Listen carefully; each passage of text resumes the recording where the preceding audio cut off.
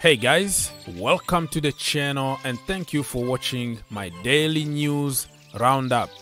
Today is July the 24th, 2023, and we have a lot of stuff to cover, but in this show I always summarize very quickly what happened during the day. So depend when you're gonna watch the video. Monday, Tuesday, Wednesday, everything is going to make sense. If you want to help the channel, you want to help your brother out, one click away, my friends. 1 second of your life. Like the video, comment down below, subscribe, all the good stuff. Let's get minimum 1,000 likes in this video. Thank you so much for helping. You guys are absolutely legend. God bless. Okay, let's start by this saga here. It started this morning. A lot of breaking news that Chelsea are willing to cash on Conor Gallagher.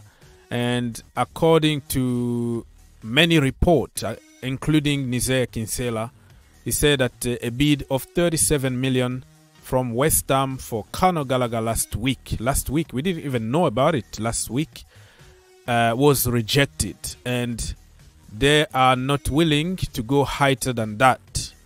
But just after a few minutes of that, Fabrizio Romano actually came out to say West Ham have submitted another bid of 40 million. So they added 3 more million on top of 37 million.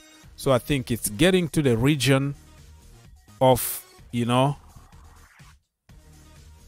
acceptable, if I can say so, because Chelsea are trying to get 50 million on Conor Gallagher because he still has 2 years left on his contract, and if he doesn't sign a new contract with Chelsea now, he might leave on cheap. And he doesn't force to go, but he's not part of the plan. Pochettino likes him, but it's not like he's the number one on the in the starting 11 every single game or something like that.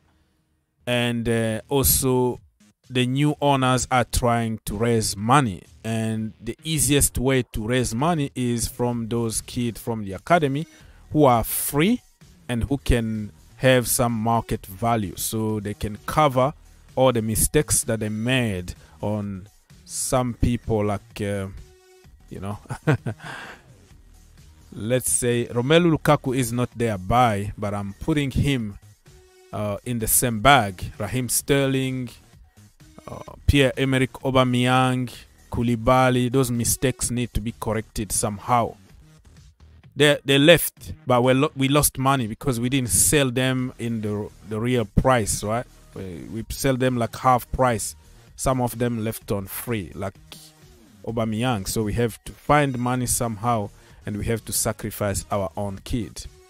Listen, I value everybody. I don't care where you're coming from. Academy, Nigeria, Soweto, Brazil, you are my brother. And I always support everybody the same way. So be careful what we're doing here, because we have to make sure that we bring people who actually can do the job better than Gallagher, better than Mason Mount, better than Kai Havertz, better than Tammy Abraham and Tomori.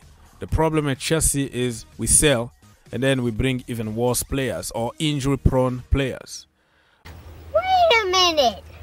Who are you? Remember, a couple of summers ago, we sold Tomori, Gueye, Giroud, Victor Moses, Livramento, Simeo, Lewis Bate, Ugbo, Abraham, and all that. We raised the money just to go and buy Lukaku for 100 million. Everybody called Marina Masterclass. What happened? Look at the quality that we let go, almost on free, to get Lukaku and get ourselves in trouble and give him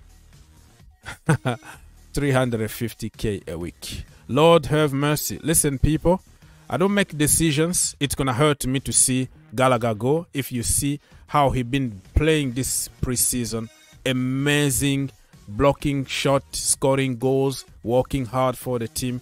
He might not be your typical,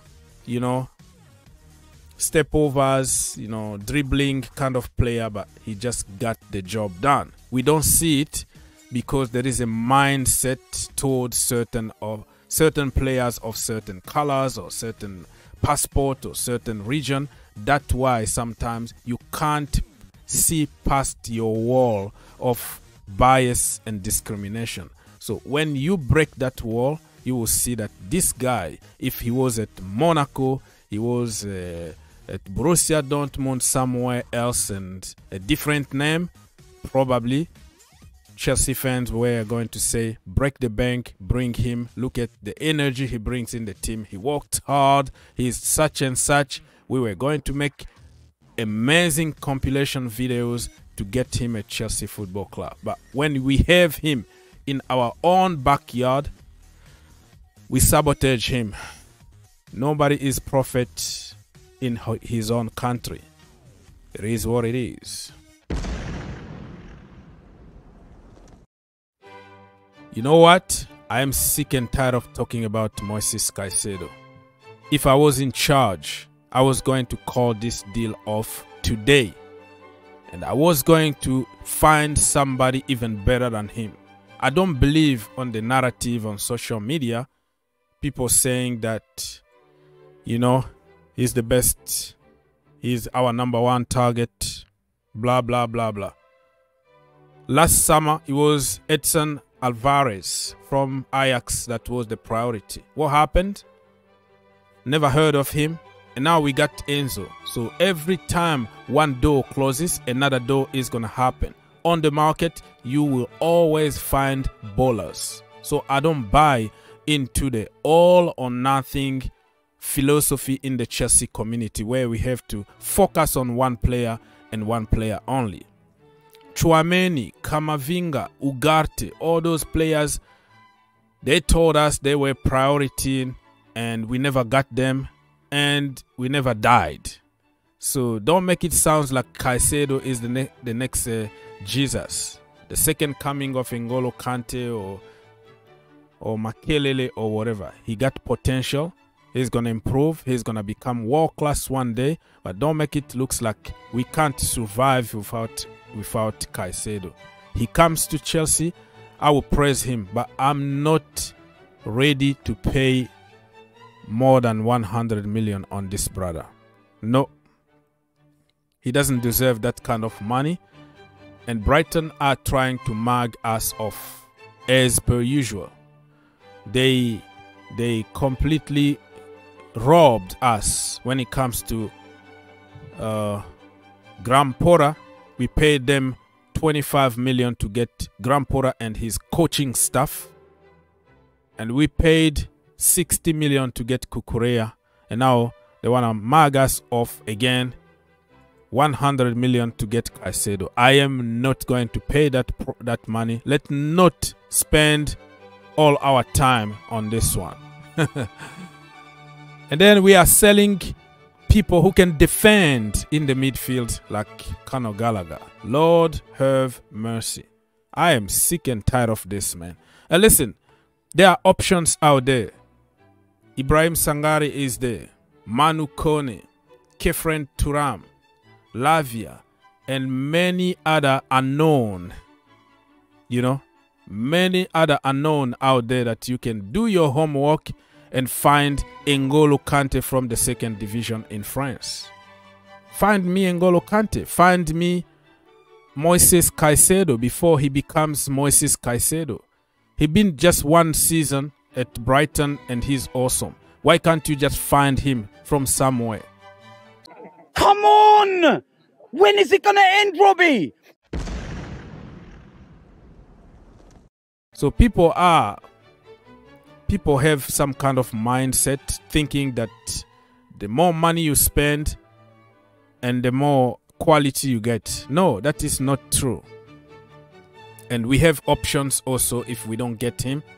Reece James, Chalobah, Cucurella, Lewis Hall, Conor Gallagher, Humphries, all of them can help from the midfield position. You can just think outside the box like Mourinho with David Luiz, Pep Guardiola with You know, even John Stones. You know, Klopp with Trent Alexander-Arnold. You have to think outside the box. Caicedo is good, but he's not the second coming of Jesus. So, the mindset in the Chelsea community is spend, spend, spend, and not coach, coach, coach, or not think, think, think. It is what it is. Let me know your opinion about Caicedo. Should we go and break the bank? What if he got injured?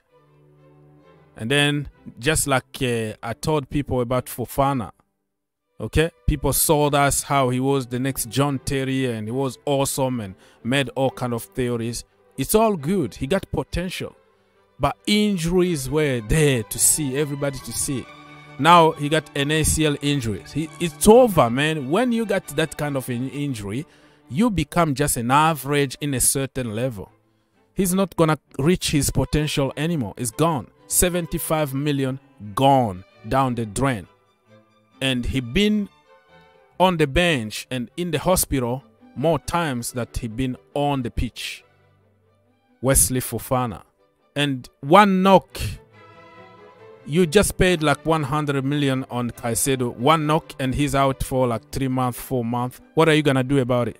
Why can't we just take that money and get 2 very good, solid DM somewhere? So if one got injured, you have another one to help. Think outside the box.